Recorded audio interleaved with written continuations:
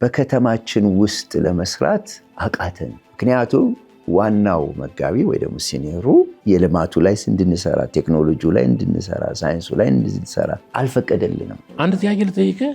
መጋቢዎቹን ፈቃጅ ሌላውን አስፈቃጅ አድርጎ ማን ያስቀመጠው እናንተ ጋር? እረኞች ብቻ ናቸው ድምፅ ያላቸው ወይ ደግሞ ቸርች ያላቸው ብቻ ነው ድምፅ ያላቸው ተባለና ሚኒስትሮች ሲባል በታዛቢነት ይቀመጣሉ ተብሎ ያው ፓራ ቸርች ናቸው ተብሎ ተቀረ። ለመሪነት የተጠሩና የበቁ ሰዎች ወደ አመራር መምጣት አለባቸው። ካልሆነ ሰዎች እረኛ ስለሆኑ ብቻ ለሞት አንድ እርምጃ እስኪቀራቸው ድረስ ወንበር ላይ መቀመጥ አለባቸው ብያለሁ።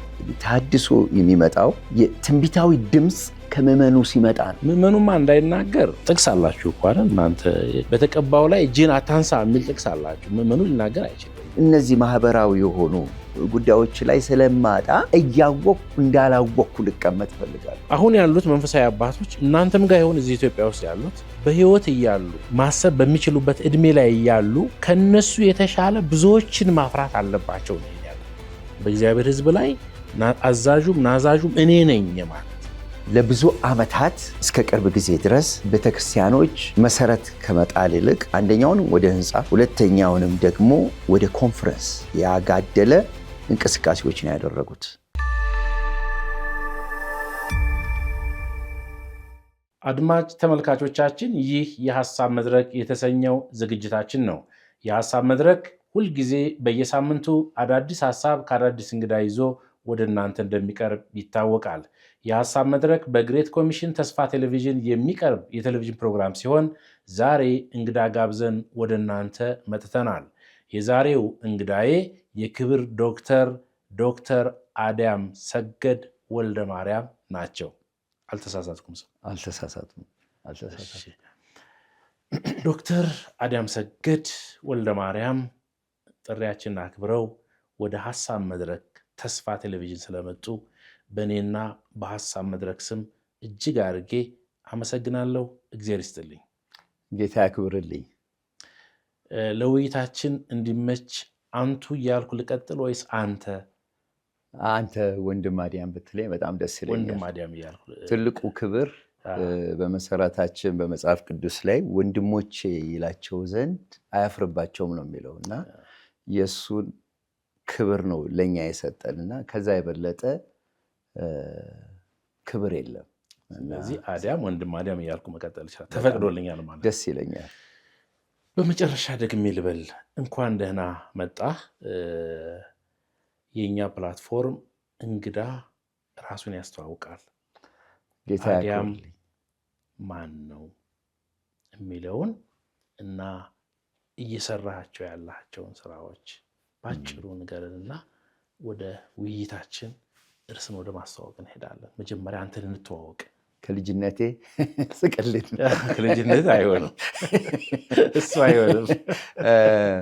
እንግዲህ ቤተኛ ስለሆንክ ከአንተ ጋር በመጀመሪያ በእውነት የሐሳብ መድረክ በጣም ብዙ ስራዎችን እየሰራ ስለሆነ እግዚአብሔርን እጅግ አድርጌ ነው የማመሰግነው። ብርቅዬ ብዬ ከምጠብቃቸውና ከማከብራቸው በጣም የእውቀትን ልህቀት ከሚያደርሱ ሚዲያዎች ውስጥ አንጋፋ ብዬ የምወስደው የሐሳብ መድረክ ነው። በጣም ብዙ ፕሮግራሞች ታደርጋላችሁ። በጣም ብዙ ውይይቶች ይደረጋሉ። በዛ ውይይቶች ብዙ ተምረናል። በይበልጥ እኔ እንግዲህ ያው ዲያስፖራው አካባቢ ስላለው ከውጭ ሆኜ እንደዚህ አይነት መድረኮች አይታዩም እና ብርቅዬ ናቸው። በይበልጥ ደግሞ ሐሳቡ ሶሊድ ነው፣ ሳብስታንስ ያለው ነው እና በጣም ወደዋለሁ። አንዳንድ ጊዜም ግለት አለው፣ ክርክሮችም ይነሳሉ። የሐሳብ መድረክ ስለሆነ ስለምወደው በዚህ ተገኝቻለሁ። ከዛ ባሻገር እንግዲህ ወንድሜ አለሙ ያው በአፈባ አገልግሎትም አንተም ትልቅ አስተዋጽኦ ሰጥተሃል። ብዙ ፕሮግራሞች ከአንተ ጋር ሰርተናል። ከ3 ወር በላይ በጣም ጠንካራ የሆኑ ትራንስፎርሜሽን ላይ ህብረተሰቡን ለመለወጥ ቤተክርስቲያንን ለመለወጥ ከቤተሰብ ጀምሮ እስከ ሀገር አቀፍ ድረስ በጣም ብዙ ስራዎችን የሰራህባቸው መጽሐፍቶችን የዳሰስንባቸው ጊዜያቶች ነበሩና በእውነት አፈባ አገልግሎት በአንተ አገልግሎት ተጠቅሟል፣ ትውልድ ተጠቅሟል እና ጌታን በእርግጥ በጣም አድርጌ አመሰግናለሁ። እወድሃለሁ፣ ከልቤ ነው። ያው እንግዲህ እንደ ወዳጅም ነው የማቀርበው። በይበልጥ ደግሞ እንደዚሁ በመልክ በአካል ስለተገናኘው በጣም ደስ ይለኛል። ዩኒክ የሚያደርገው ነገር ያው ሳንተዋወቅ በስራ ጉዳይ በአገልግሎት ጉዳይ ረጅም ጊዜ ወስደ ከኛ ጋር አብረህ በማሳለፍ በእውነት ጌታን አመሰግናለሁ እና ግሬት ኮሚሽንም እንደዚህ አይነት ስራዎችን ስለፈቀደና እንድትሰሩ ስላደረገ እግዚአብሔርን አከብራለሁ። ብዙ ትልልቅ ተቋሞች አሉ። አቅምና ቁመና ያላቸውን ሰዎች የመቀበልና እነሱን በማስተናገድ ለትውልድ በረከት እንዲሆኑ የማድረግ ስራ ላይ ብዙ አይሰማሩም እና ይሄ በመሆኑ እግዚአብሔርን በእውነት አመሰግናለሁ። ለትውልድ ታንጾ ታድሶ እንደናንተ አይነት ሰዎች ያስፈልጋሉ ብዬ አምናለሁ። ጌታ ያክብርልኝ። በጣም በመሀል ደስ ያለህን ሀሳብ እያነሳህ እንሄዳለን። ውይይታችን የሀሳብ መድረክ ነው፣ ነፃ ነው። እንደ ወዳጅ ክርክሮች ይኖራሉ። የሚያከራክረን ጉዳይ ሲኖር የሚያስማማን ላይ የተስማማን እንሄዳለን። የሀሳብ ልዩነታችን ተጠብቆ ይቀመጣል። የእንግዳችንን ሙሉ ክብር ሳነካ ሀሳቡ ላይ ግን የተለያየ ነገር ልናነሳ እንችላለን። ዛሬ ከአንተ ጋር የምንነጋገርበት ርዕሰ ጉዳይ በዲያስፖራ ያለው የኢትዮጵያውያን እና ትውልድ ኢትዮጵያውያን ወንጌላውያን አማኞች ቤተክርስቲያን ወቅታዊ ሁኔታን እንዳስሳለን። በሰሜን አሜሪካ ወደ 36 ዓመት አካባቢ ቆይተሃል። ረዥም ጊዜ ነው። እኔ ሳቅህ ባለፉት ረዥም ጊዜ በቤተ ክርስቲያን ጉዳይ ላይ ከ40 ያላነሱ መጽሐፍቶች ጽፈሃል። በሺህ የሚቆጠሩ ፓናል ዲስኬሽኖችን መርተሃል። ስለዚህ ለዲያስፖራው ቤተክርስቲያን ከአንተ የቀረበ በዲያስፖራ ቤተክርስቲያን ጉዳይ ላይ ሀሳብ ሊሰጥ የሚችል እኔ ለጊዜው ብዙ አላውቅም። ስለዚህ ትክክለኛው ሰው ነህ። ይህን ሀሳብ ከሌሎች ሰዎች ጋር አንስቼዋለሁ። ነገር ግን ዛሬ ሳነሳው በቀጥታ ከአንተ ጋር ከሌላ ሰው ጋር እንዳላወራሁት ቆጥሬ አወራዋለሁ ማለት ነው። የዚህ ፕሮግራም ዓላማ አለው። ዝም ብለን አይደለም የምንሰራው። ዓላማው ለሀገር ቤት የወንጌል አገልግሎት እንቅስቃሴ ምን አስተዋጽኦ ይኖረዋል የሚለውን እንደ ዓላማ እንደ ግብ አስቀምጠን እንወያያለን። የመጀመሪያው ጥያቄ የዲያስፖራ ቤተክርስቲያን ወቅታዊ ገጽታ በወንድም አዲያም ሰገድ ወልደ ማርያም እይታ ምን ይመስላል? ጌታ ያክብርህ። በመጀመሪያ ያው የመጀመሪያውን ጥያቄ ከዚሁ ጋር አብሬ ብመልስ ደስ ይለኛል። የሁለት ልጆች አባት ነኝ። ዴንቨር ከተማ ውስጥ እኖራለሁ። በዴንቨር ከተማ እንግዲህ 27 ዓመት ኮሎራዶ ስቴት ተቀምጫለሁ። 3 የልጅ ልጆች አሉኝ። እንግዲህ አያት ሆኛለሁ። ባለቤቴ ዮዲት ትባላለች። ምናሴና ቢንያም ከኛ ጋር አብረው እዛ ተቀምጠዋል። አብረን ነው ያለነው። እንግዲህ አይ ቲንክ ከመጀመሪያው ብጀምር ትንሽ አጠር አድርጌ ከመጀመሪያው ብጀምር ደስ ይለኛል። የዲያስፖራው እንግዲህ የመጀመሪያ የገባሁት ዲሲ ነው፣ ዋሽንግተን ዲሲ ነው። በጣም ብዙ ሰዎች የሉም ያን ጊዜ፣ በጣም ጥቂት የሆኑ አገልጋዮች ፓስተር ሃንፍሬ፣ ዶክተር ሃንፍሬ፣ ፓስተር ዳንኤል በነበሩበት ጊዜ ማለት ነው፣ አብረው በሚሰሩበት ጊዜ ነው። እና የነበረው እንቅስቃሴ ከዛ አጀማመሩና አሁን ድረስ ያለው ከዛ ወደ አትላንታ ከዛ በኋላ ደግሞ ወደ ዴንቨር ነው የመጣሁትና ያን ጊዜ እንግዲህ ጥቂቶች ነበሩ። የቺካጎ ኮንፈረንስ የሚባል ነበረ። እንግዲህ ያው ቢሰበሰብ በአጠቃላይ ተሰብስቦ 200 ሰው የማይሞላበት ያው ጥቂቶች፣ ብዙዎቹ ወደ አገልግሎት ያልገቡበት እና ግን ብዙ ፍቅር የነበረበት የወዳጅነት የአብሮ የመስራት አብሮ የማምለክ ጉዳዮች ያሉበት ነው። ብዙውን እንግዲህ ትኩረቱ የነበረው የዲያስፖራው እንቅስቃሴ ካራዝማው ላይ ነበር። ካራዝማ ማለት ያው መንፈሳዊ እንቅስቃሴው ላይ ነው እና የትምህርት ላይ እንደዚሁ ደግሞ ተቋማዊ ግንባታ ላይ ሀገር አቀፍ የሆነ ስራ ላይ ወይም ደግሞ ፋውንዴሽናል የሆኑ ስራዎች በዛን ዘመን መሰራት የሚገባቸው ጉዳዮች እምብዛም አይታዩም ነበር። የህይወት ቅድስና ነበረ።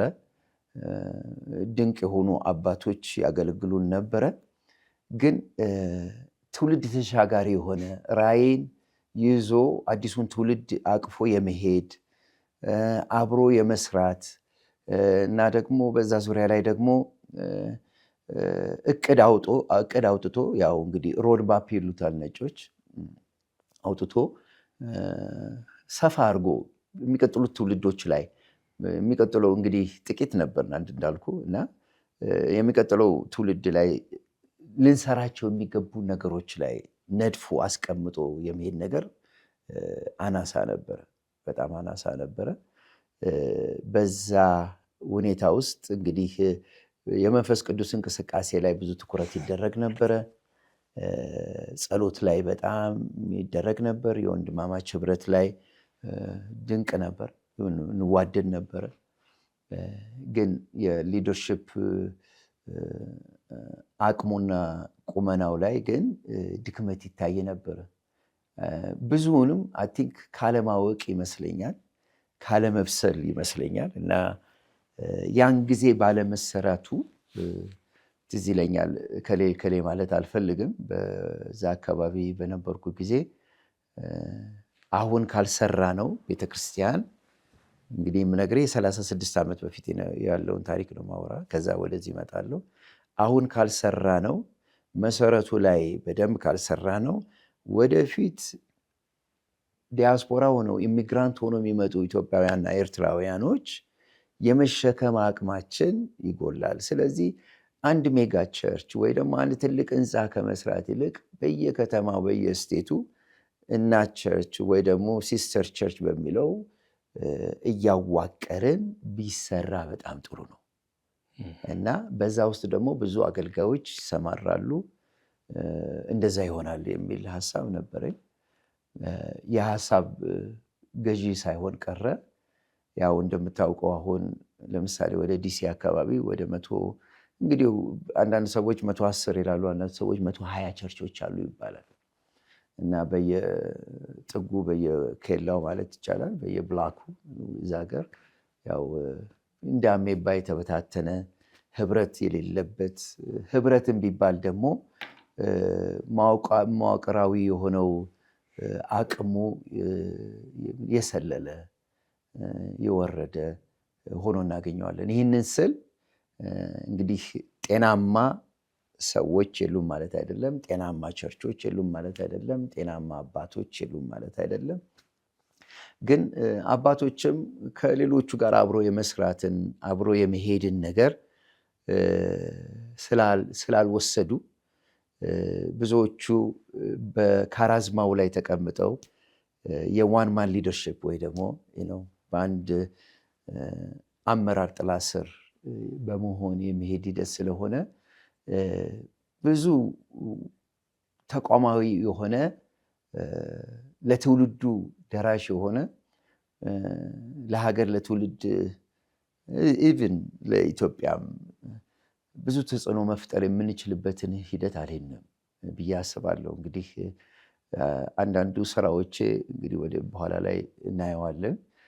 መጽሐፍቶቼ ላይ ካቀረብኳቸው ስራዎች ውስጥ የሌሎቹ ዲያስፖራዎች እንቅስቃሴ ምን ይመስላል፣ የኮሪያው ዲያስፖራ፣ የናይጄሪያው ዲያስፖራ፣ የኡጋንዳው ዲያስፖራ፣ የሳውዝ አፍሪካው እና እነዛን ስታያቸው የመጡበት ሂደትና አቅጣጫ ዝንባሌያቸው ገና ሲጀምሩ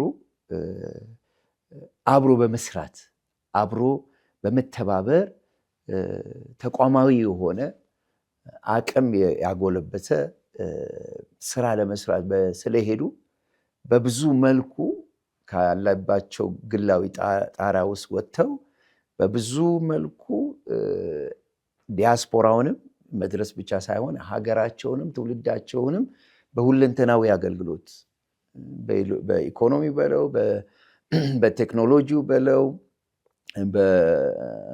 በሳይንሱ በለው በተለያየ መንገድ በፖለቲካው በጣም ሰፊ የሆነ ስራዎችን ሰርተዋል እና እንቅስቃሴውን ሳይ በጣም አናሳ ነው በብዙ ደረጃ። ቴንኪዩ አዲያም፣ በደንብ ነው የሰማው። በደንብ መሰረት መያዝ ስላለበት የውይይታችን አንግል እሱ ስለሆነ 2 ጥያቄ ላንሳለህ ከዚህ ጋር ካንተ ከሰማሁት አንጻር። የመጀመሪያው ቤተክርስቲያን ጅማሬው ላይ ጥሩ ነገሮችን አንስተልኛል። ካሪዝማው ላይ ጥሩ እንደነበረ፣ ጸሎት ላይ እርስ በርስ የነበራችሁ ግንኙነት ጥሩ እንደነበረ፣ ነገር ግን ገና ከጅማሬው ትውልድ ተሻጋሪ የሆነ ነገር ሊሸከም የሚችል መዋቅር አለመኖሩን አንስተሃል። ሌላው ከዚህ ጋር ያነሳኸው በደንብ ሀሳብ የምፈልግበት ጉዳይ ከአመራር አንጻር ያለው ሁኔታ ጠንካራ የሆነ ቀጣይ የዲያስፖራውን እንቅስቃሴ ሊሸከም የሚችል መዋቅር ግንባታ ላይ ችግር አለ አልከኝ። ለምንድን ነው ይሄ የሆነው? አሜሪካን ሀገር ነው የምትኖሩት። እድሎች አሉ፣ የመሰልጠን የመማር የተቋም ግንባታ ትልቅ ተቋማት አሉ እዛ ሀገር። ለምንድን ነው ኢትዮጵያውያን ተቋማት በተለይ ደግሞ የክርስቶስ ቤተክርስቲያን ትውልድ ተሻጋሪ ራዕይ እና ጠንካራ ተቋማዊ አደረጃጀት እንዳይኖራት የሆነው ምክንያት ምንድን ነው? መሰረታዊ ምክንያት በአንተ እይታ? አይ ቲንክ የእውቀት ማነስ ይመስለኛል አንደኛው። ሁለተኛ እውቀቱን ደግሞ የመተግበር ይመስለኛል። አንድ ምሳሌ ልስጥ እንደው በሀሳብ ደረጃ ከተማውንም ማንሳት አይኖርብኝም፣ ቦታውንም ማንሳት የለብኝም። ግን በአንድ ዩኒቨርሲቲ ታዋቂ ዩኒቨርሲቲ ውስጥ የተመረቀ እረኛ አለ እና ያ እረኛ ትልቅ ቤተክርስቲያን ከፍቷል። እንግዲህ ስም ላለማንሳት እና ቸርቹንም እንትን ላለ ማለት ነው። በዛ ቤተክርስቲያን ውስጥ እንግዲህ እዛ ዩኒቨርሲቲ ውስጥ እኔ የተማረው ትምህርቱንም ያጠናው እዛ ቦታ ነው። እኔ ደግሞ እዛ ዩኒቨርሲቲ ውስጥ ሪሰርች ሰርቻለሁ፣ መጽሐፌ ላይ አለ እና እዛ ላይ ሚዲያው ላይ ላለማውጣት ብዬ ነው። እና ምንድን ነው ያ አገልጋይ ያ እረኛ በጣም ድንቅ ሰው ነው። በጣም በንጽህና ጌታን በመፍራት በዚህ በጉዳዮች ላይ መልካም የሆነ ባህሪ የመንፈስ ፍሬዎች አሉ። ጌታን ይወዳል። በጣም የእግዚአብሔር ሰው ነው ማለት ይችላለሁ። ግን አመራር ላይ ሲመጣ እኔ ብቻ ልምራ የሚል ያው የእረኝነቱ አገልግሎት የእረኝነቱ ቢሮ ለማለት አንዳንዶች ያው ችግር አለ። የእረኞች የሐዋርያት የሚባለው ቢሮ አለ። ግን በቀላሉ እንውሰደው ከሚል ነው እና በሱ ቤተክርስቲያን ውስጥ ትልቅ ቤተክርስቲያን ነው እና አንድ ጊዜ ተጠየቀ። እሱ ብቻ ነው ያለው ፓስተሩ፣ ሌሎች ፓስተሮች የሉም፣ ሌሎች አገልጋዮች የሉም። እና ጥቂት ዓመታት ነው እንግዲህ 5-6 ዓመታት በፊት ነው እና ህንፃው አለ፣ ህዝቡ አለ፣ እሱም ያገለግላል፣ ከሚጋበዙ ሰዎች ያገለግላሉ። እና ምን ችግር አለ? ጥሩ እንቅስቃሴ አይደለም ወይ ያለው ብሎ ተናገረና እኔ ሪሰርች አድርጌ እሱ ከተማረበት የእሱ ፕሮፌሰር ያስተማረውን እንትን አቀረብኩት። እዛ ላይ ጽፌዋለሁ በአንደኛው መጽሐፌ ላይ እና ያለው ጉዳይ ላይ ምንድን ነው የሚለው ቤተክርስቲያን በአመራር ውድቀት ውስጥ የምትቀርበው አንዱ የአገልግሎት ቢሮ ብቻ የበላይ ነኝ የአካል ስራ ሳይሰራ ሲቀር የማስተማር አገልግሎቱ፣ የመምከር አገልግሎቱ፣ የሽማግሌዎች አገልግሎት እንዲሁም እሱ ምንድን ነው የሚለው ሽማግሌዎችና እረኞች አብረው ነው ማገልገል ያለባቸው፣ እኩል ስልጣን አላቸው ነው የሚለው። ሁለተኛ ደግሞ ከህዝቡም ጋር ኮርፖሬት አኖይንቲንግ የሚባለው የአካል አገልግሎት መንፈስ ቅዱስ ለአካሉ ነው ድምፅ የሚሰጠው ያው የሚል ነው እና በጣም ተደነቁ። ይህ ሰው እንግዲህ ጥሩ ባህሪ ያለው አባት ነው፣ ግን የተማረውን ትምህርት አልተገበረውም። እዛው ዩኒቨርሲቲ ዶክትሬቱን አግኝቷል፣ ፒኤችዲውን ሰርቷል።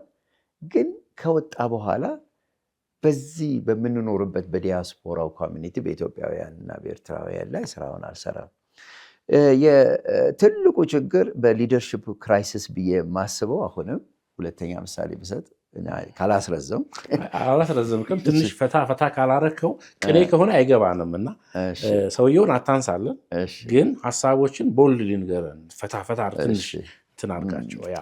እና ምንድን ነው ከተናገራቸው ነገሮች ሊደርሽፑ ድክመት የሚኖረው አቅም የማይኖረው ሌሎችን አሳታፊ አድርጎ ባለመስራቱ ነው። አሳታፊ ስንል ድምፃቸው ሙሉ ለሙሉ የሚሰማ ማድረግ የሚችሉ አባል ገብተዋል መወሰን የሚችሉ የውሳኔ አካል ሆነው መቅረብ የሚችሉ ናቸው። በቅርቡ ዴንቨር ከተማ ውስጥ ብዙ እንቅስቃሴዎች አሉና በይበልጥ ካውንስሉ ከመጣ በኋላ ህብረት ተጀመረ። እንግዲህ 27 ዓመት ህብረት አልነበረንም እና በዛ ህብረት ውስጥ እንግዲህ ሲጀመር ፓስተሮች ብቻ ነው የተሰበሰቡት፣ ሲኒየር ፓስተርስ እና እንግዲህ ዴንቨር ውስጥ 60 ሺህ ህዝብ አካባቢ አለ። ያው እስላሙም ኦርቶዶክሱም ብዙ ህዝብ ነው ያለው እና ያንን ሁሉ ህዝብ ለመድረስ እንግዲህ ህብረት በሚባል ተጀመረ ማለት ነው። እና ገና ከመጀመሩ እንግዲህ ቆይቷል። ከ27 ዓመት በኋላ ነው የተጀመረው። ገና ከመጀመሩ ከጥንስሱ ገና ለምን ፓስተሮች ብቻ መሆን አስፈለገ አልኩ። ያው አስተምሬያለሁ 2 ፕሮግራሞች እና ለምን ብቻ መሆን አስፈለገ? ስንት ኢንጂነሮች ክርስቲያኖች አሉ፣ ስንት ብሪሊያንት የሆኑ ለትውልድ ተሻጋሪ የሚሆኑ እውቀት ያላቸው አቅም ያላቸው መምራት የሚችሉ በሊደርሺፕ ውስጥ ገብተው የሚችሉ ሮድማፕ ማውጣት የሚችሉ ፕሮጀክት ማቅረብ የሚችሉ ለሀገራችን ለዚህም ጭምር ሊሰሩ የሚችሉ በሁሉም ዘርፍ ዴንቨርን ሊወክሉ የሚችሉ አቅም ያላቸው ነጋዴዎች የሆኑ አሉ፣ የተማሩ አሉ፣ ፕሮፌሰሮች አሉ፣ ሊቃኖች ክርስቲያን ሆነው ማለት ነው። በሁሉም አቅጣጫ በልማቱም ሊሰሩልን የሚችሉ አሉ። ገና ሲጀመር እነዚህን ሰዎች ሁሉ ጨምረ አብረ በተቋም ደረጃ ታሳድገዋለን። እንደዛ ነው መሆን ያለበት። ግን ከሲጀመር ከድሮም ጀምሮ ያለፉ 36 ዓመት ሳየው የእረኝነቱ አገልግሎት ብቻ የሚያዘው ህብረት ተብሎ አሁን የሰሜን አብያተ ክርስቲያናት ህብረት ብዙዎቹ ያው አይ ዶንት ኖ 95% ጥቂት ሊኖሩ ይችላሉ ወንጌላውያን የተባሉ አስተማሪዎች እንደው ለናሙና ያው ጠብ ያሉ አሉ። እና የዴንቨርን ህብረት ልምጣልህና የዴንቨር ህብረት ላይ እንግዲህ ባይሎ ወጣ። የመጀመሪያ ንድፍ ተብሎ የወጣው ላይ እረኞች ብቻ ናቸው ድምፅ ያላቸው ወይ ደግሞ ቸርች ያላቸው ብቻ ነው ድምፅ ያላቸው ተባለና ሚኒስትሮች ሲባል በታዛቢነት ይቀመጣሉ ተብሎ ያው ፓራ ቸርች ናቸው ተብሎ ተቀረበ። የቤተክርስቲያን ታሪክም በትራንስፎርሜሽን ወይ ደግሞ በተሃድሶ ስናጠና ከ3ኛው ክፍለ ዘመን ጀምሮ ታውቃለህ ኮንስታንቲን ካውንስሉን ሲጀምር ወይ ደግሞ በሙሉ ጠቅላላ ጉባኤውን በሚጠራበት ጊዜ ከ200 ዲያቆናት ምሁራን ዲያቆናት ተቀምጠው ነበር። ሽማግሌዎች ተቀምጠው ነበር። አባቶች መንፈሳዊ አባቶች ተብለው ከቀሳውስቱ ባሻገር ተቀምጠው ቴዎሎጂያንስ ተቀምጠው ነበር። ባይ ዘ ዌይ ካልቪንና ሉተር ትልቁ ሪቮሉሽን ወይ ደግሞ አብዮት እንለዋለን ያው ካስነሱበት አንፃር አንዱ ሊቀ ጳጳሱ ወይ ደግሞ ጳጳሱ ብቻውን የሚመራው አይደለም። በመሪ ደረጃ ዳኞች ሊገቡ ይችላሉ፣ ጠበቃዎች ሊገቡ ይችላሉ፣ ክርስቲያን ሆነው ማለት ነው። ቴዎሎጂ የጻፈው እኮ ቴዎሎጂ ስለተማረ አልነበረም በድሮ ዘመን። ግን ምርምርና ጥናቶችን ስላደረጉ አቅም ስለገነቡ ለአገልግሎቱ በቂ ናቸው እና ያ ትንሽ ቻሌንጅ ይፈጥራል። አሁንም በዲያስፖራው ያለው ትልቁ ችግር ተቋማቶች አሉ። እነዛ ተቋማቶች በአንድ የአገልግሎት ቢሮ ዙሪያ ላይ ያጠነጠኑ በመሆናቸው ምክንያት ነው። ይሄ ትልቅ ስጋት አለኝ። ቴንኪው በጣም አዲያም ሀሳብህን አግኝቼዋለሁ። ኦዲየንስን በደንብ የተረዳ ይመስለኛል። ትንሽ ሀሳብ ልስጥ እዚህ ላይ የኔን ምልከታ። መሪነት ጥሪ ነው ብዬ አምናለሁ። ግን ጥሪ ስንል የተወሰኑ የሙሉ ጊዜ አገልጋዮች ማለታችን ግን አይደለም። የሙሉ ጊዜ አገልግሎት ራሱን የቻለ ሌላ ፍቺ፣ ሌላ ነገር ሊያነጋግረን ይችላል። ግን ወደ መንፈሳዊ ተቋማት ስንመጣ እኔም ማምነው የራሴ ነው ይሄ። ተመልካቾች ብዙ ጊዜ አንዳንድ አሁንም ጥያቄያችሁ ይፈለጋል። ይህን ጥያቄ እንድጠይቁ እናበረታታለን። የሀሳብ መድረክ ስለሆነ እንግዳይም እኔም እኩል ድምፅ ነው ያለን እዚህ ወንበር ላይ። ስለዚህ 50-50 ነው የምንካፈለው እኔና እንግዳይና የኔንም ሀሳብ የማነሳው ለዛ ነው። ትንሽ እንደው ብጨምርልን 75 ለዲያስፖራ እንደዛ እናደርግ 50-50 ይኖረናል። በደንብ አንዳንድ ነገሮች በደንብ ግልጽ ቢሆኑ እዚህ ሀገርም በእኛም አካባቢ ስለ አመራር ስናስብ ስለሆኑ ሰዎች እያሰብን አይደለም ማውራት ያለብን። እሱ ነው አንዱ ትልቁ ችግር። መጋቢዎች ሙሉ አይደሉም። ሁሉንም የማወቅ ግዴታም የለባቸውም። ሁሉንም አያውቁም። ስለዚህ ቤተክርስቲያንና መንፈሳዊ ተቋማት እንዴት ትመራ? እያንዳንዱ ተቋም የራሱ እንትን አለው። ምንድን ነው አሰራር አለው። አሰራሩን እኛ አስምረን አንሰጥም። የዚህ ፕላትፎርም ዋናው ዓላማ እሱ አይደለም። ግን እኔ የማስበው ለመሪነት የተጠሩና የበቁ ሰዎች ወደ አመራር መምጣት አለባቸው የሚለው ካልሆነ ሰዎች እረኛ ስለሆኑ ብቻ ለሞት አንድ እርምጃ እስኪቀራቸው ድረስ ወንበር ላይ መቀመጥ አለባቸው ብዬ አላምንም። አሳታፊ የሆነ እግዚአብሔር ለመሪነት የጠራቸውን ሰዎች የተለያየ ሙያ ይኖራቸው፣ የተለያየ ክህሎት ይኖራቸው፣ ግን እግዚአብሔር ሕዝቡን እንዲመሩ የጠራቸው ሰዎች እኔ እግዚአብሔር ሰዎችን ከተለያየ ቦታ ይጠራል ብዬ ነው የማምነው። መሪነት ለሙሉ ጊዜዎች ብቻ የተሰጠ ነው ብዬ አላምንም። እንደዛ መጽሐፍ አያሳየንም። ስለዚህ አሁን ከአንተ ጋር ስንወያይ ያገኘሁት አንድ ነገር ለእኔ የገባኝ መጋቢዎቹ የቤተ ክርስቲያንን አመራርና መንፈሳዊ ተቋማት ላይ ያለውን ነገር እንደዚህ አድርገው ይዘውት ሌላውን ሰው አያሳትፉም ብያልክ መሰለኝ። አዎ ትክክል ነው። ያው አንድ ጊዜ ሄድኩ ከጥቂት ዓመታት በፊት አንድ ስብሰባ። በጣም የተማሩ ሊቃኖች ናቸው። በመንፈሳዊ ብቻ ሳይሆን በሴኩላሩም ዓለም ላይ የሰሩ ናቸው እና በእኔ መረዳት እንግዲህ ያው የሉተር ቴዎሎጂ ታውቀዋለህ። የሰማዩ መንግስትና የምድሩን መንግስት እግዚአብሔር ይገዛል ነው የሚለው እና ሁሉም ከእግዚአብሔር የተሰጡ ናቸው። ፍጹም በረከት ከላይ ነው የተሰጡት። መንፈሳዊም በመንፈሳዊ ረገድ እግዚአብሔር ሰጥቶናል። የሌሎችንም ወይ ግን እዛ የተሰበሰቡት ሰዎች የሚገርም ነገር በጣም አቅም ያላቸው የብዙ ዓመት ልምድ መንፈሳዊ ልምድ እዚህ አገር ከትልልቅ ተቋማት ሙሉ ወንጌል፣ መሰረተ ክርስቶስ፣ መቃለ ሕይወት እነዚህ የመሳሰሉ ድንቅ ትልልቅ ተቋማት ውስጥ ያገለግሉ ሽማግሌ ሆኑ የኖሩ እና እዛ ሄደው ደግሞ የትምህርት እድል አግኝተው ደግሞ በሴኩላሩም ዓለም የሰሩ ሰዎች ናቸው እና በጣም ፕሮፌሰሮች፣ ሳይንቲስቶች ምናምን ናቸው። እና የስብሰባው አጀንዳ ምንድን ነው? በከተማችን ውስጥ ለመስራት አቃተን መንፈሳዊ ነገር ለመስራት። ምክንያቱም ዋናው መጋቢ ወይ ደግሞ ሲኒየሩ እንድንሰራ የልማቱ ላይ እንድንሰራ፣ ቴክኖሎጂው ላይ እንድንሰራ፣ ሳይንሱ ላይ እንድንሰራ፣ ፖለቲካው ላይ እንድንሰራ እነዚህን ጉዳዮች ብቻ ያው ካራዝማው ላይ ብቻ አይደለም እንደዛ ላይ እንድናደርግ አልፈቀደልንም። አንድ ጥያቄ ልጠይቅህ። መጋቢዎቹን ፈቃጅ ሌላውን አስፈቃጅ አድርጎ ማን ያስቀመጠው እናንተ ጋር? አመራሩ። የአመራር ችግሩ ያኮ ነው። ሀሳብ ገብተዋል። ሰዎች ለማገልገል ነፃ ሐሳብ አላቸው ማለት አገልግሎት ለክርስቶስ ለእግዚአብሔር መንግስት ነው አይደል? አሁን አንድ ነገር አለ በደንብ ዛሬ ተናግረነው ላይፈታ ይችላል። እዚህ ሀገርም ያ ችግር አለ። ዲያስፖራው ጋር ግን እንደዚህ የተቆለፈ ነገር ያለ ይመስለኛል። ከሌሎችም የተረዳሁት እሱ ነው። ያ የእግዚአብሔርን ሕዝብ እንደ ግል ንብረት የማየት ነገር እንደ ግል ንብረት የማየት በእግዚአብሔር ሕዝብ ላይ አዛዡም ናዛዡም እኔ ነኝ የማለት ከልክ ያለፈት መጠርነፍ ዲያስፖራው ላይ ይታያል። ዲያስፖራ መንፈሳዊ መሪዎች ላይ ይታያል። ይሄ ካልተለወጠ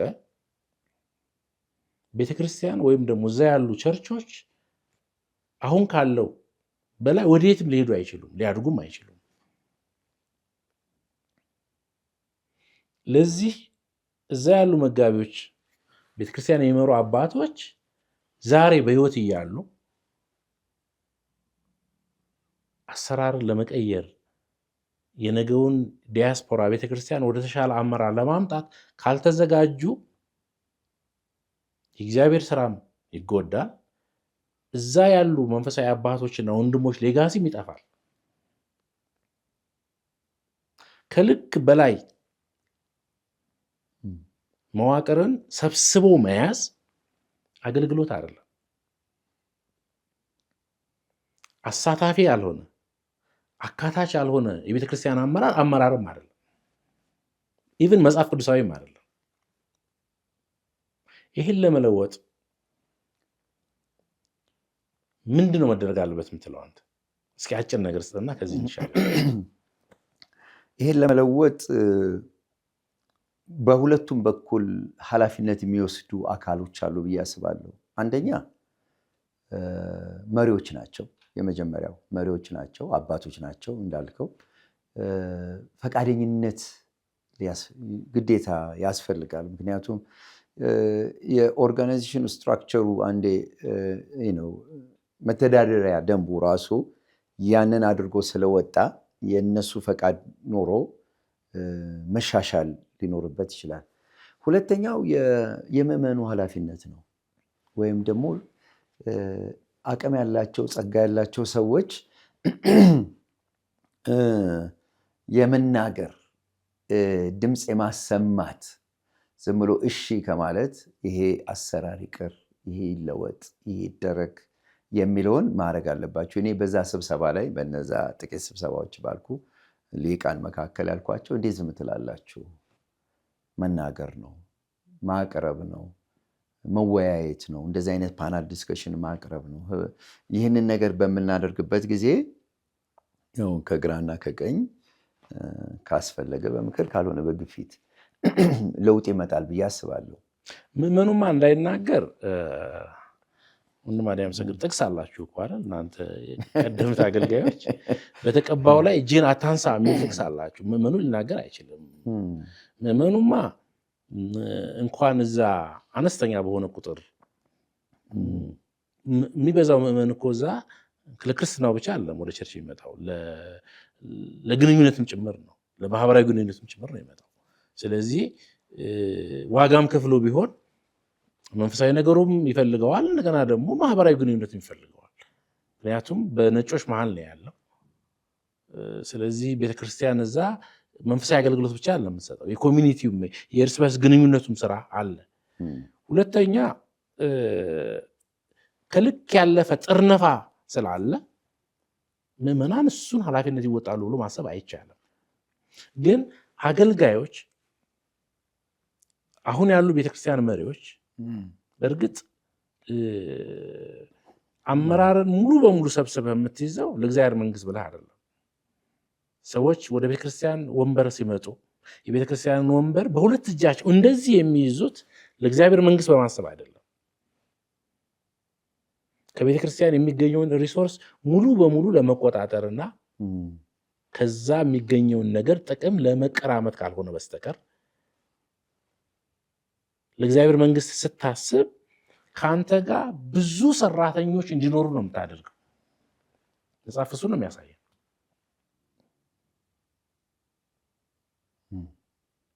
አንድ መሪ ነው ብዬ የማስበው እኔ ከሱ የሚሻሉ ብዙ መሪዎችን ማፍራት ሲችል፣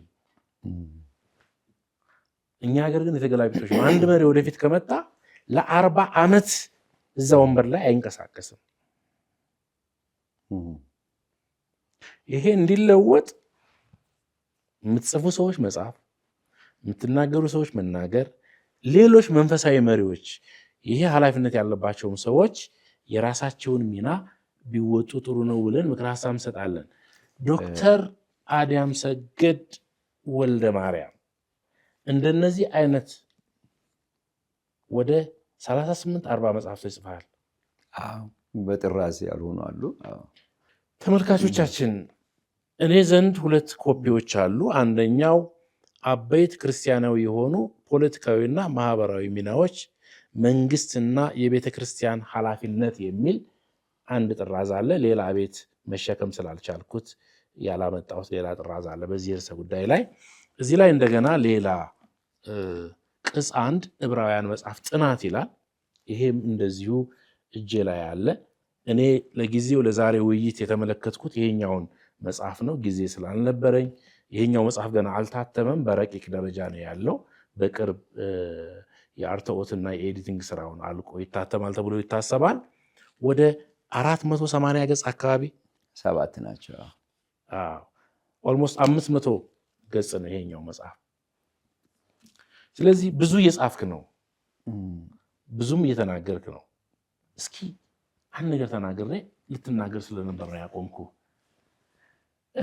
ከዛ በፊት ግን ሀሳብ አለኝ፣ ልዩነት ሊኖር ስለሚችል የሀሳብ መድረክ ስለሆነ የሀሳብ ልዩነት ሀሳብ መድረክ ልዩነት ብያለሁ።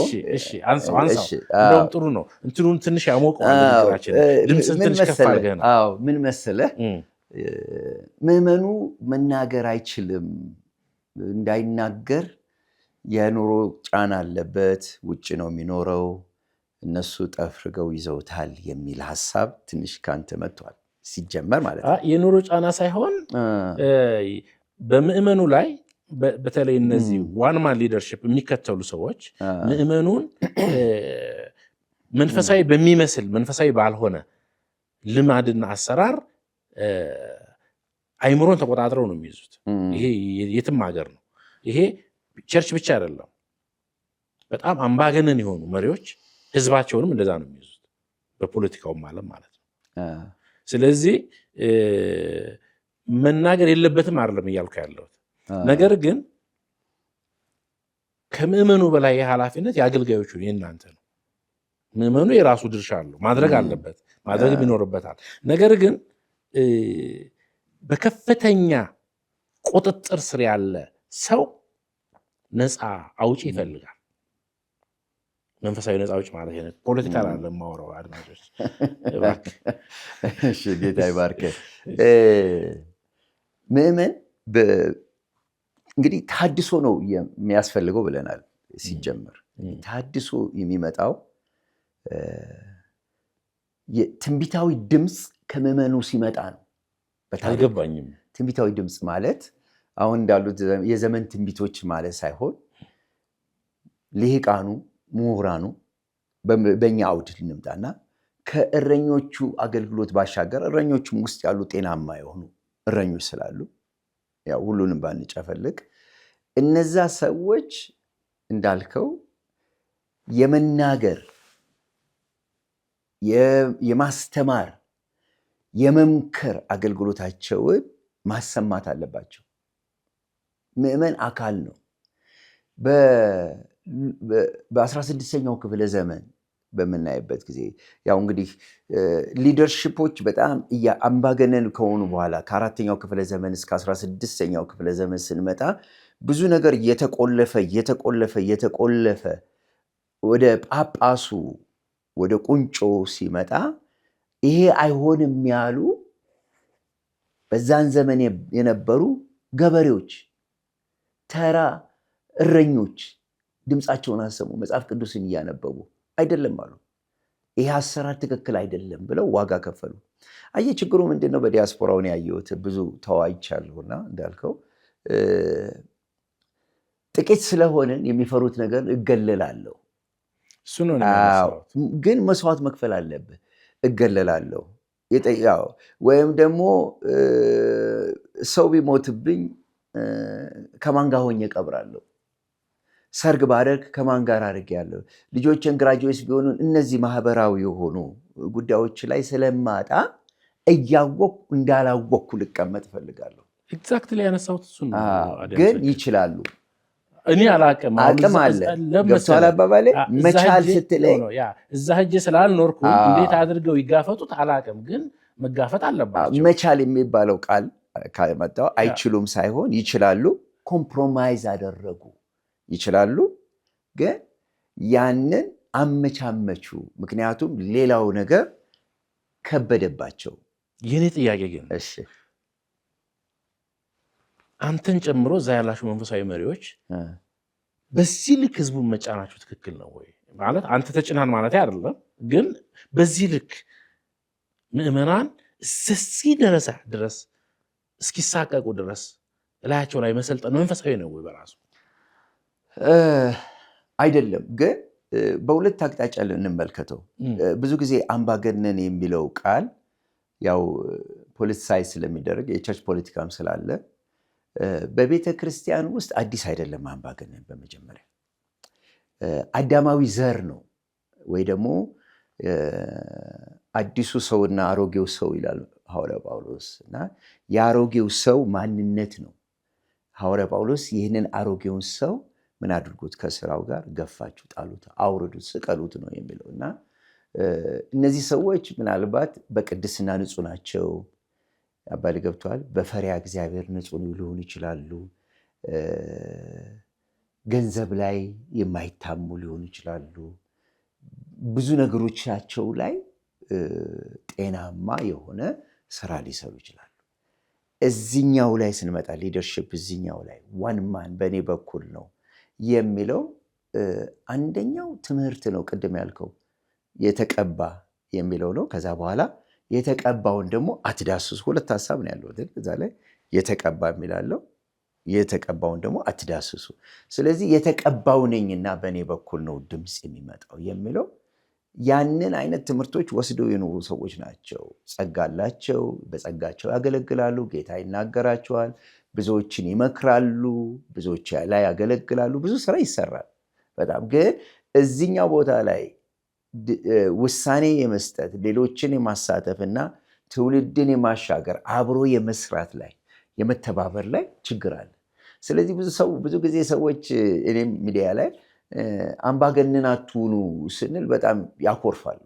ሐዋርያ ጳውሎስ እኮ ክፋትን ከኛ አስወግዱ፣ ምቀኝነትን፣ ቅናትን፣ ተንኮል እነዚህን አስወግዱ ይላቸዋል። እና ኦፌንድ የሚያደርግ ነገር አይደለም። ምንድነው? ሲምፕሊ አሮጌውን ሰው ስቀሉት የሚል ሀሳብ ነው። ቋንቋውን አምባገነን የሚለው ከፖለቲካ ጋር ስለሚያዝ እሱ ሊከብድ ይችላል። እኔ ግን አንድ ነገር አንስቼ ልለፍና ይሄን ነገር እንቋጨው። መሪነት ብዙ መለኪያዎች አሉት። የመሪ ብቃት መለኪያዎች አንዱ ቲም ወርክ ነው፣ በጋራ መስራት ነው። መሪ ከሚያሰኙት ነገሮች አንዱ እግዚአብሔር በመሪዎች በኩል ሀሳቡን አያመጣም የሚል አቋም የለኝም። ግን በመሪዎች ብቻ ግን ነው ብዬ አላምንም።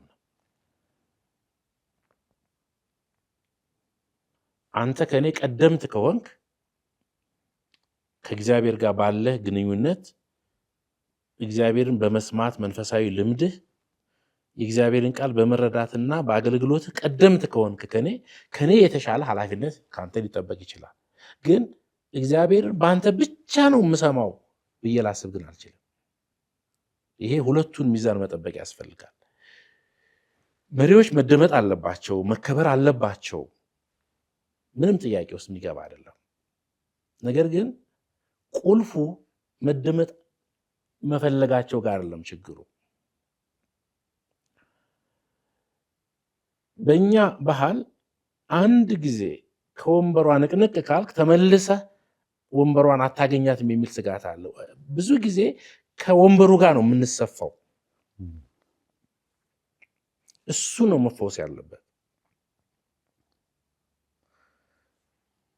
አሁን ያሉት መንፈሳዊ አባቶች እናንተም ጋር ይሁን እዚህ ኢትዮጵያ ውስጥ ያሉት በህይወት እያሉ ማሰብ በሚችሉበት እድሜ ላይ እያሉ ከነሱ የተሻለ ብዙዎችን ማፍራት አለባቸው ነው የሚያውቁ። ይምሩ ከፊት መሆናቸው ችግር የለውም፣ ግን ከፊት ብቻህን አትሆንም። ሌሎች አብረው መኖር አለባቸው። አይ ቲንክ ወደሚቀጥለው እንሂድ። አሁን ጥያቄ አለኝ እዚች ጋር ጣል ላረጋት ማሰብ። እሺ መሪ ማን ነው የሚለው ነው ማሰብ ያለብን ይመስለኛል። ትልቁ የተሳሳት ነው እዛ ላይ ነው። በዲያስፖራውም እዚህም አካባቢ ሳየው ሁሉም በተሰጠው አገልግሎት መሪ ነው። መሪ ሁላችንም መሪ ነን። የቤተሰብ መሪ አለ፣ የሀገር መሪ አለ፣ በቢሮ መሪ ትሆናለ። ሁሉ ያ መድረኮች በሙሉ ሉተር አይዲያው ያነበረ ያገኘው መረዳት ጽድቅ በእምነት ብቻ ሳይሆን መሪ የሚባለው አጠቃላይ በቤተ ክርስቲያን ያሉ ምዕመናን ባሉበት ደረጃ በሚሰሩበት ኳየር ስትሆን የኳየር መሪ ነህ እና መሪነት የሚባለው ሊደር ነን። እያንዳንዱ አካል ሊደር ነው የሚል እምነት ነው ያለ። በእኔም እምነቴ ይሄ ነው። ድምፅ አለን እያንዳንዳችን የመናገር እያንዳንዱ ስጦታው የተለያየ ቢሆንም የእረኝነት አመራር ራሱን የቻለ ነው። የማስተማር አመራር ራሱን የቻለ ነው። እዚህ ጋ እኔ ሁሉም ሰው መሪ ነው፣ ግን በቤተ ክርስቲያን ውስጥ ሁሉም ሰው በአንድ ጊዜ መሪ መሆን አይችልም። ሌላም ነገር ባላንስ ካላደረግን በአንድ ተቋም ውስጥ ሁሉም ሰው እኩል መሪ መሆን አይችልም። የመሪዎች ከፊትና ከኋላ መሆን ግድ ነው። እሱ አንዱም ችግር በሌላ መልኩ ያለውም ችግር ሁላችንም እንደ ጽድ አጥር የጽድ አጥር አይተህ ከሆነ ይከረከማል። በእንትን ሲያድግ ይከረከማል። ከፍ ያለው ነገር ያጥራል። አሁን ከፍ ያሉትም እኩል አጥረው እኛ ጋር እኩል የሆኑ የሚለው እሱ ጤነኛነት አይደለም። በታሪክም በመጽሐፍ ቅዱስም በየትኛውም አሰራር ከመሪዎች መካከል መሪዎች አሉ። ከመሪዎች መካከል መሪዎች አሉ። ብዙ መሪዎች ይኖራሉ፣ ግን አንድ መሪ ይኖራል። ተጋርቻለሁ። አዎ ይሄኛውን አስተካከለው፣ ግን ያንተን ሀሳብ ጋረዋለሁኝ። አይ ቲንክ በዚህ ወደ አንድ መጥተናል። እሺ ይሄ የሀሳብ መድረክ ነው። ኤኒታይም ሀሳብህን ማንሳት ትችላለህ። ስለተፈቀደልኝ ቀጥሎ የምናነሳው የዲያስፖራ እና ሀገር ቤት ያለው ቤተክርስቲያን ተጽዕኖ ከየት ወዴት ነው የሚል ነገር እስኪ ትንሽ እናንሳ። ከዚያ ወደዚህ ነው ወይስ ከዚህ ወደዛ ነው? በአንተ እይታ ሀሳቡን አግኝተኛ። ሲጀመር ያው ዲያስፖራ ማለት ታውቃለህ ከዚህ ነው ፈልሶ ወደ ውጭ ዓለም ሄደው ብዙዎቹ ከዚህ ከሜን ላይን ከሚባሉት ቸርቾች የወጡ ናቸው። ምክንያቱም አሁን አዳዲስ የመጡ ቸርቾች ድሮ አልነበሩም። ያለፉ 40 ዓመት ምናምን ስታያቸው ያው ነባር የተባሉ ትልልቆቹ ተቋማት ናቸው ያሉት። እዛ ሄዱ ቀድመው የገቡ ሰዎች ያው በሚረዱበት መንፈሳዊ አቅም ቤተክርስቲያን ከፈቱ። ከዛ በኋላ ግን ምንድነው የሆነው? ለብዙ ዓመታት እስከ ቅርብ ጊዜ ድረስ ቤተክርስቲያኖች መሰረት ከመጣል ይልቅ አንደኛውንም ወደ ህንፃ ሁለተኛውንም ደግሞ ወደ ኮንፈረንስ ያጋደለ እንቅስቃሴዎችን ያደረጉት። እነዛን ኮንፈረንሶች ያደረጉት ደግሞ እዛ ያለውን ዲያስፖራ ለማነቃቃት እና መንፈሳዊ ስጦታዎች ያላቸው ስጦታቸውን እንዲገልጹ፣ አንዳንዶች አስተማሪዎች ናቸው፣ አንዳንዶቹ ደግሞ ካራዝማው ላይ የሚያተኩሩ አገልጋዮች ከዚህ ሀገር ይጋበዛሉ በየጊዜው እና ለማነቃቃት አንዳንድ ጊዜ ጥቂት ነው ለማስተማር የመጡ በጣም ጥቂት ናቸው። በዛ ዙሪያ ላይ ነው ለብዙ ዓመታት የቆየው። ስለዚህ አስምረን ወደሚቀጥለው እንድንሄድ ነው። ስለዚህ ተጽዕኖ ከዲያስፖራው ወደዚህ ነው ወይስ ከዚህ ወደ ዲያስፖራው ነው ያለው ተጽዕኖ? በሁለት በኩል ነው የማየው። አሁን ባለው ከዚህ የሚሄዱ አሉ ወደ ዲያስፖራው ነው መሄዳቸው ሳይሆን ሄደው የሚያስተምሩ አጠቃላይ ተጽዕኖ ሄዱ ከዛም ይመጣል በየቀኑ ከዚህም ይሄዳል ሳይሆን ማን ነው ተጽዕኖ ያለው በሁለቱ አገር ቤት ባለችው ቤተክርስቲያንና ውጭ ባለችው ቤተክርስቲያን መካከል ማን ነው ተጽዕኖ ያለው? እዛ ያለው ነው በዚህ ላይ ተጽዕኖ ያለው ወይስ እዚህ ያለው ነው በዛ ላይ ተጽዕኖ ያለው? አጠቃላይ ስለዚህ እኮ ነው አሁን ልልህ የፈለኩት አሁን ትንሽ ሽፍት እያደረገ ነው። ድሮ ግን ያው ተጽዕኖ በእኔ እይታ እምልህ ኮንፈረንስ ስታደርግ ያው የሚመጣው ሰው ከየት ነው? ያው ኮንፈረንስ ተጽዕኖ ስላልሆነ ነው። ኮንፈረንስ አክቲቪቲ ነው፣ ተጽዕኖ አይደለም። የለውም እንግዲህ ተጽዕኖ እውነተኛ መሰረታዊ የሆነ ተጽዕኖ የሚመጣው ታውቃለህ፣ ራሱ ቤተክርስቲያኑ በራሱ ቁመና ማደግ ሲችል መንፈሳዊ ምግብ ሲመግብ እና ኦርጋናይዝ አድርጎ ለዛ ላለው ህብረተሰብ ከዛ አልፎ ደግሞ ለሀገሪቱ ሲያመጣ ማለት ነው። ያንን አይነት ተጽዕኖ ለማየት እቸገራለሁ። ያ ትንሽ ይከብደኛል። አሁን ግን ሞር ይመስለኛል በየከተማው ያሉ ቤተክርስቲያናት የውጭ ያሉትን ከመጋበዝ ይልቅ እዛው አካባቢ የማስተማር ሰዎች እዛ ላይ አስተማሪዎችን አገልጋዮችን የማውጣት የመድረክ የመስጠት እና ደግሞ ትምህርቶችን ባይብል ስተዲዎችን እነዚህ ነገሮችን የበለጠ የማስፋት ነገር አሁን እየታየ ያለበት ይመስለኛል። እና በአንድ በኩል በሰሜን አሜሪካ ያለው ቤተክርስቲያን በዛ ዙሪያ ላይ እየሰራ ነው። እስካሁን ድረስ ግን የነበረው ለብዙ ዓመታት ከኢትዮጵያ የመጡ ሰዎች እዛ ሄዱና ያው እንቅስቃሴዎችን ያደርጋሉ። ከዛ ያሉ ደግሞ ትልቁ ችግር ያመጣው የተለያዩ ትምህርቶችን የያዙ በይበልጥ አሁን የምንቸገርበት በዕቅበተ እምነት ላይ በጣም የምንቸገርበትን ነገር የያዙ ሰዎች ወይ ደግሞ ቤተክርስቲያናት ወደዚህ አገር መጥተው ብዙ ችግሮችና ክፍተቶች እየፈጠሩ ያሉበት ጊዜ እንደሆነ አውቃለሁ። ስለዚህ ሁለቱም ላይ ነው የምመለከተው። እሺ፣ ሌላ ነገር አብሬ ላንሳና አብረን እንድታየው የአስተምሮ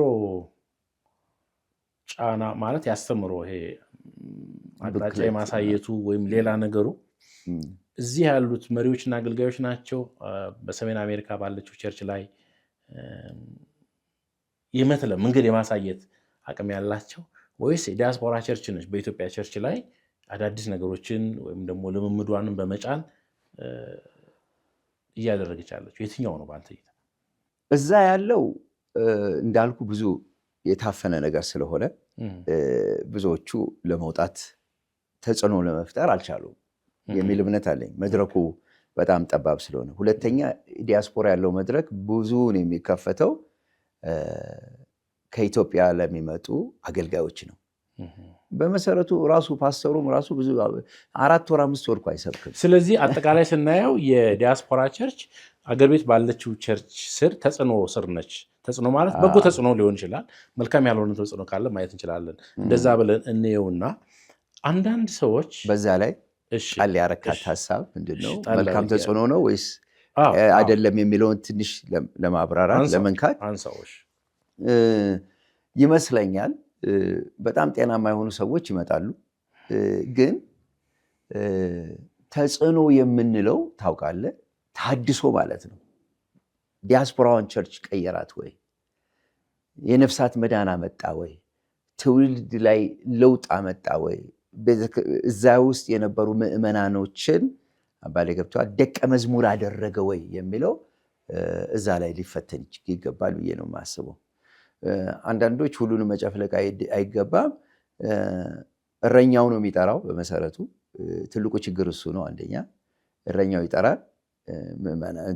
ኮንፈረንስ የሚያደርገው ወይ ደግሞ ማንም መጥራት የሚወስነው እሱ ነው። መንፈሳዊን ፓርት ይይዛል ይባላል። ያው አድሚኒስትሬሽኑን ደግሞ ያው ሽማግሌዎች ይይዛሉ የሚል ነው ሂደትና አሰራር ነው ያለው።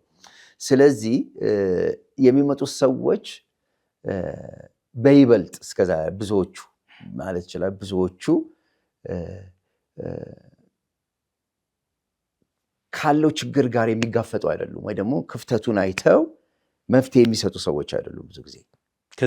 ከዛም ወደዚህ የሚመጡት የማነቃቃት ስራ ነው ብዙ ጊዜ የሚደረገው። ስልጠና አይደረግም። ሪሰርች የተደረጉ ትምህርቶችን ይዘው አይቀርቡም። በዲያስፖራው ላይ ምንድነው ችግሩ? የዛ መፍትሄ ምንድነው? ዲያስፖራውን በምንድን ነው ማንቃት ያለብን የሚለው ብዙ አይዲያ የላቸውም። አባሌ ገብተዋል። ያ ጥናት አድርገው አይደለም የሚመጡት። ያው መንፈስ ቅዱስ ይናገራቸዋል። ያው ካራዝማው ላይ ባለው መሰረት በሚረዱት ነው የሚመጡት እና ያ ትልቅ ክፍተት ፈጥሯል። ሁለተኛ ብዙ ጊዜ እኔ የምናገረው ነገር አለ። ኢትዮጵያ ውስጥም እኮ ከመጡ በጣም ብሪሊያንት የሆኑ